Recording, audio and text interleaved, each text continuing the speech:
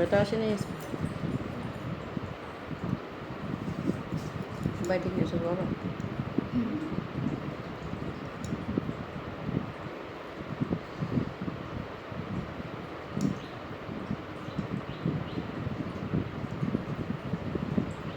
আমি সে ঘুমায় পড়ছিলাম, কোনোদিন দুপুরে ঘুমাই নাই, শরীরটা এত টায়ার্ড না। আমাদের কালকে মানে লুচি খাই কি থাকা যায়, রাত্রিবেলা খাই নাই লুচি, আর একটা আম খাইছি। আমি রাত্রে ভাত খাই না তো, কোনো কিছুই খাই না। না আমি রাত্রে এক মুঠ খাই, দুপুরবেলায় যেটুকু খাই খাই, রাত্রে এক মুঠই টুকু খাই। ভালো ট্রেনে ধরে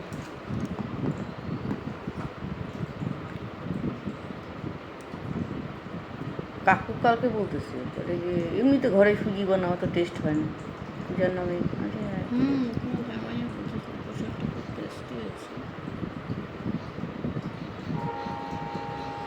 তাড়াতাড়ি করে হয় নাকি একা, সুন্দর করে যে করে দিবি হয় একা একা? তুমি এমনি খিচুড়ি বানিয়ে কেমন লাগে? যেমন তেমন করে করলে হয়ে যায়।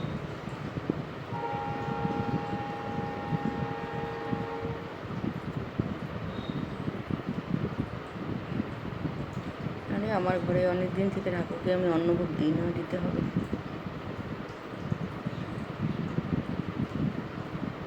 আগে আগে দিতাম, বছরে এক দুইবার দিতাম, অনেক বছর থেকে হয়ই না।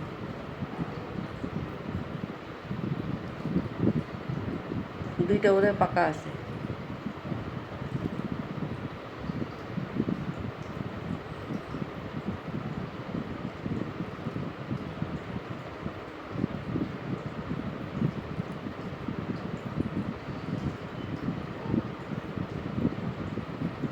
কাকু বলে আর রাত্রিবেলা লুচি খাও না, যে খাবো না আমি, মাথা খারাপ।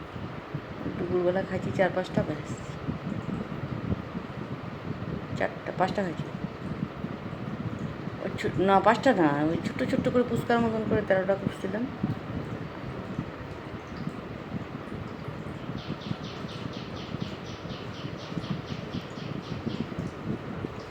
আজকে ওই যে দুপুরবেলা খাওয়া দাওয়া করছি না, দেখি চোখ ভাঙে আসছে, দুবার ঘুমায় বসছি।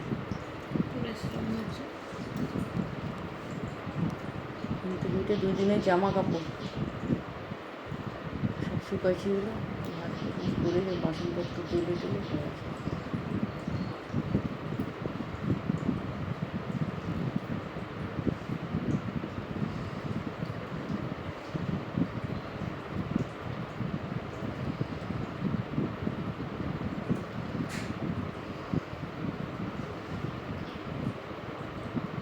আজকে সকালেও একজন আসছে, তারপরে একটু সুজি ছিল ফ্রিজে, কালকে আসতে পারি না দিদি, তুমি খালি পান দাও, দাঁড়া আছে প্রসাদ। ভালো। ঘর বেকাইতে পারি না রে, ব্যথা করে ঘরে। ডাক্তার দেখিয়ে নাও। দেখাবো, যাবো না, দেখাবো। প্রচণ্ড ব্যথা, হাত হাত দিয়ে জলের বালতি টানতে পারি না, খুব কষ্ট। আবার আগের মতন সিমটম শুরু হয়ে গেছে।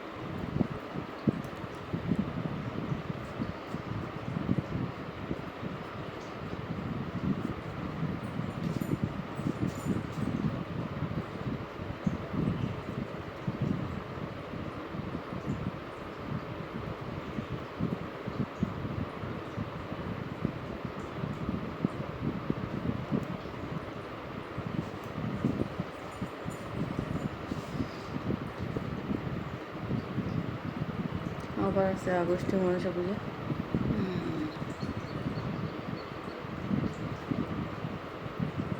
জন্মাষ্টমী পূজাটা আমরা মানে আমি করি না, আমাদের বাপের বাড়িতে করছি, শ্বশুর বাড়িতে না কেউ করে না বুঝছিস, মানে আমার শ্বশুর বাড়িতে। তাছাড়া আমাদের ঘোষদের মধ্যে তো সবার বাড়িতে একটা করে গোপাল, হ্যাঁ। ঘোষ বাড়িতে গোপাল থাকে না, এটা হয়, এই বাড়িতে কিন্তু নাই, ওই জন্য আমরা আর করি না। আর এই বয়সে আর কি আর নতুন করে থাকবে গোপাল। যার আমাদের বাপের বাড়িতে হয়, মন্দির আছে। পরের দিন নন্দোৎসব হয়।